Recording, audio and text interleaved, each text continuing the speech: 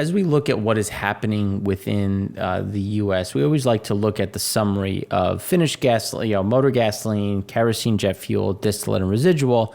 Again, these are the key components for moving things around the country, both by truck, by car. So people, goods, everything is really rolled into this piece. And I think it's really interesting when you start looking at, this underlying spike. But as we said before in the first segment, we're going to go deeper into that this time. We normally get a nice little bump as we come into Veterans Day, the long weekend that comes. A lot of schools have off on Friday, so there's usually a nice break that happens this point in time, and people will take a long weekend, and then you get into the holiday season, and then obviously you have the spikes that will normally come for Thanksgiving as well as for Christmas. So the question is going to be, again, where does it fall off? And we still see our average holding of about that 14.5, 14.6 million, which is why we always like to look at the 4-week rolling average, because you get a spike. But where are we? Are we seeing a big change? We're still below where we were last year, and then definitely below where we were from 2017 to 2019. And a lot of this is going to be driven because there's a lot of slowdown on the trucking side. So when you look at the trucking side, when you look at comments from FedEx, as we said last week, Masterfreight cut trade by 2 to 4%. FedEx is cutting flights both domestically and internationally. They're consolidating a lot of the processing units just because they're seeing less volume. And this is something that is just continuous when you look at what is happening on the FedEx side, what is happening on Masterfreight, and then when you look at what the trucking data is showing us as we're going to talk about it going forward. So we do see some of that pressure on the jet fuel front, some of that pressure on the diesel side. Because if you think about 2021, 2021 you had weaker gasoline, but you had sizable distillate demand. And now we're starting to see all of those really start to come down, which is why we're underperforming versus 2021, which is something that we think is going to persist as we go through the remainder of this year. Now, when we look at the underlying fundamentals, distillate had another draw of 520,000 barrels. You could see that against the 5-year, that's 23.6 million below. Against last year, 18.2 million below. So you can see we're just at a very low level. But when you look at who is driving that, the answer continues to be Pad 1. Pad 1 had a draw of 500,000 barrels, bringing us 20.7 below the 5-year, 14.6 below the year over year. But the bigger issue is going to be as it starts to get colder, because it is getting colder now. We have that cold snap that's come through. Are we going to see that accelerate? Or when you look at imports had a big spike of 185,000 barrels a day into Pad 1. Totally speaking, there was an increase of 206,000 barrels a day into the U.S. That's 111,000 above the 5-year average because demand is there. So the arbitrage is open. And as we've been talking about, there were the imports that have come through. You had the shift from Houston to South Carolina, Charleston, New York Harbor. We had several ships that came into the Atlantic Basin. They were supposed to go to Europe, now coming into the U.S. And as Pad 3 or the Gulf of Mexico is able to export more, they're able to capture some of that demand in Europe. So then as things come from the Middle East, as things show up from Asia, the U.S. has the ability to buy some of that to try to offset.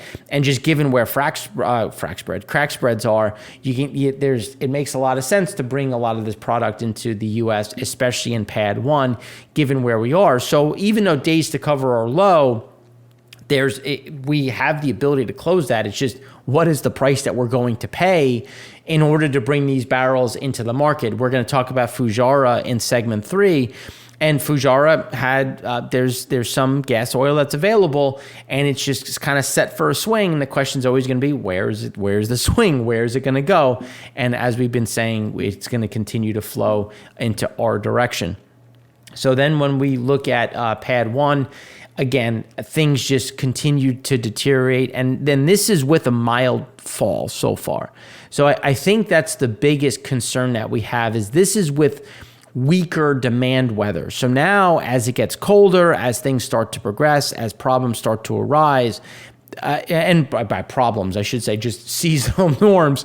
As that happens, that's when we're going to continue to see some of these pressures that we think are going to come into the market. And again, keeping prices elevated, keeping some of those demand fundamentals in place.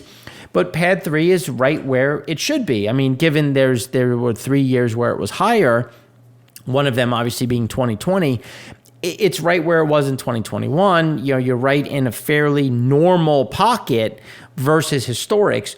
But the problem is getting it from point A to point B. Again, it's just the logistics of it makes it very complicated because of the Jones Act. But even with the Jones Act, as we showed in segment 1, rates are higher. Miles per ton are greater. So the availability of ships is going down. And this is, again, creating a lot of these struggles of how do we get the product from here, where the largest refining base in the U.S. resides, which is on the Gulf Coast, into an area that has the highest demand, which is the East Coast, especially Pad 1A and Pad 1B, again, the Northeast, as well as the Mid-Atlantic. So then when you look at products demanded, it's going to hold along the 5-year average. Again, even as trucking comes down, you have heating demand coming up. So that helps to offset some of those declines on the trucking side. Depending on how quickly that comes down, you could see this fall below the 5-year average. But again, there's a lot of staying power, in our opinion, at this point in time, right at that 5-year point. So then when we start looking at the trucking side, you're starting to get some of that flat line. But even though we're getting some of the flatlining, I think there's a big piece. And for those that follow me on Twitter, I was going back and forth with Craig because FreightWaves puts out great data. And here's some of that data that's showing some of the trucking problems. So when we look at the inbound ocean TEUs, so this is really what's incoming. The index measures containers volumes at the point of origin, which leads U.S. port volumes by 60 plus days because there's sailing time. When you think about where we were and then where we've continued to have this drop, for those that have been following us, we've been talking about this decline in underlying TEU volumes, which has created a lot of this overhang. And part of the reason why we have such a bearish bent on the global economy, especially the U.S. economy, when you look at what are trucks doing, what products are we moving, and you could see it's coming down. Outbound tender reject index is soaring, which is a problem because that just means that trucking companies aren't rejecting offers. Someone's coming to them and saying, I will pay you X to move this. And instead of them saying price is too low, I'm rejecting it, they're saying, okay, I'll take the business because they're trying to stay in operation. The problem is they're getting hit on the margin because diesel prices have gone up. So if diesel prices have gone up, how are you able to cover your level, which is why we see more pressure on the trucking side. So the volume drop at U.S. ports is not a blip. It is the start of a much steeper decline. We measure container volume loadings at the point of origin, we being FreightWaves. The current volume drop in the U.S. container imports that is showing at U.S. ports is going to get worse. Trucking conditions weaken further with tender rejections at 4.28%, a new cycle low. Tender rejections measure the balance of supply-demand in trucking. A low rejection rate is bad for carriers, meaning they're losing pricing power, which is what we were saying. They're price takers. Okay, you want me to move this for X? Done, I will do that. If it's too low or if there's a better offer, you reject it, you go to the higher offer. That is falling where we're seeing a lot of these pressures. And this is, again, some of that overhang on the diesel demand side.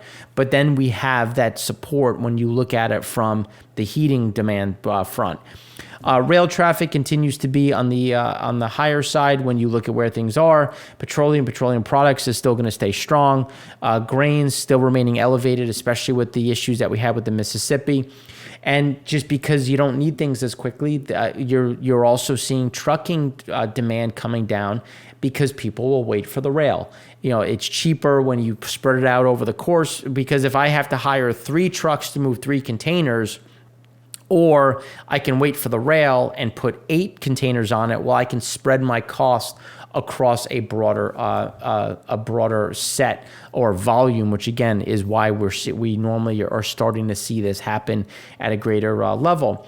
When you look at port data continues to show what we were talking about. As we look forward, we continue to see some of these problems. November, we're getting a little bit of a spike, but when you think back to where we are, that was a weak period last year.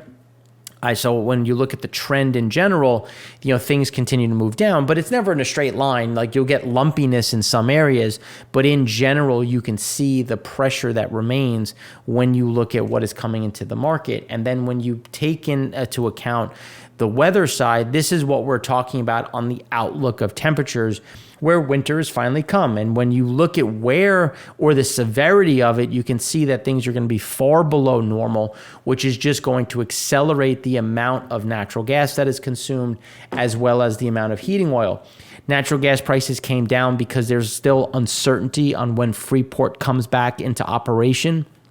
And that's going to be, and again, if Freeport can't export, that means that there's more product stuck in the U.S., which is going to pull down some of these levels.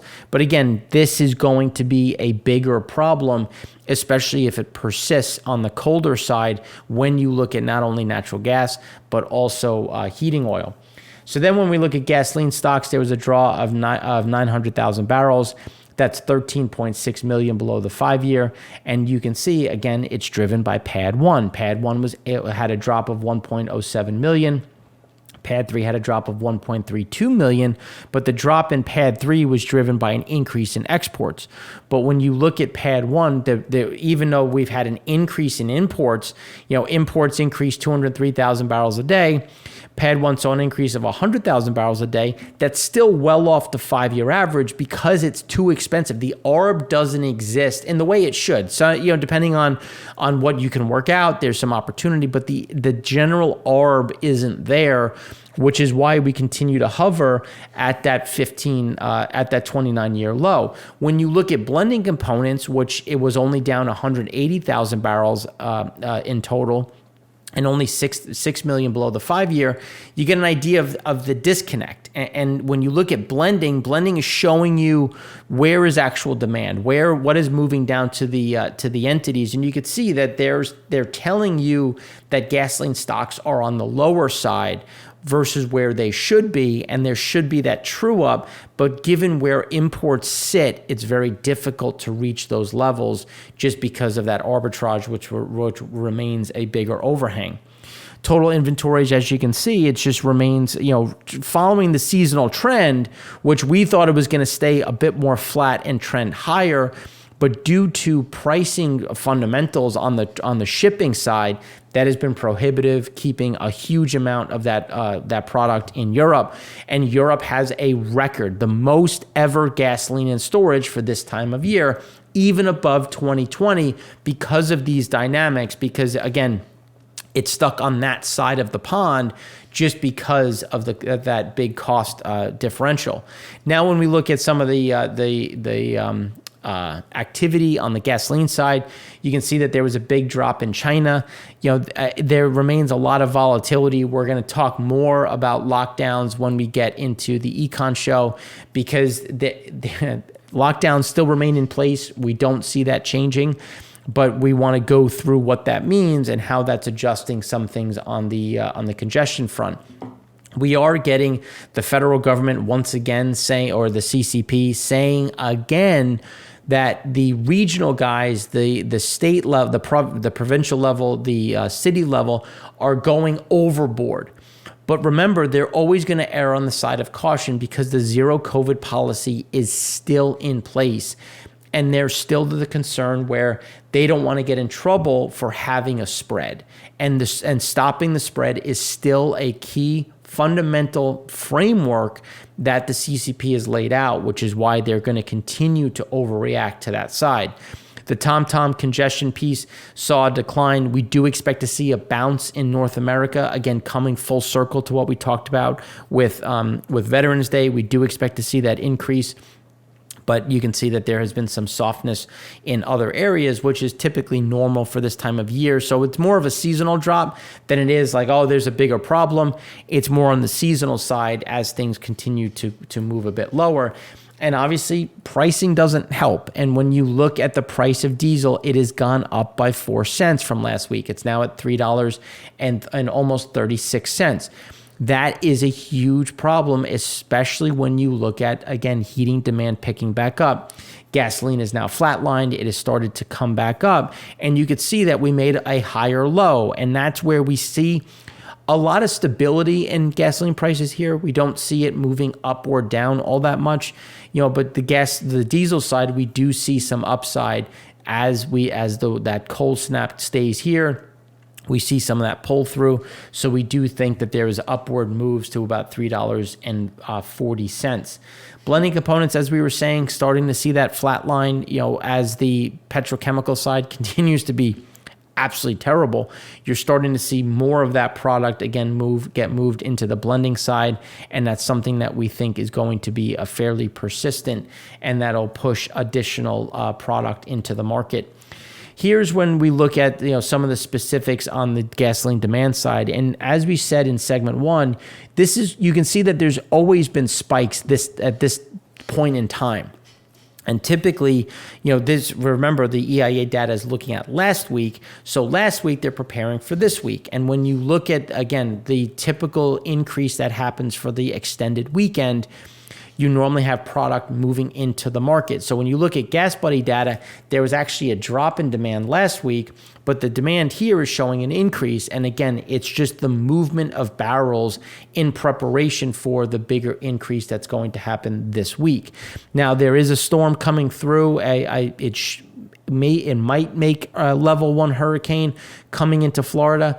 Again, that kind of rain, you'll impact underlying demand. You'll see some of that get hit. And again, all in all, we're still going to remain at the very low end over the last 10 years on the gasoline demand side. A lot of that being driven by workplace. Again, the work from home, the flexible schedule still remains in place. And then it's gotten colder, so parks comes down. You have people traveling a bit less, and that will just push things on a bit lower side. When you look at propylene, small draw of 310,000 barrels, 3.2 million below the 5-year. Again, fairly in line in terms of where things have been.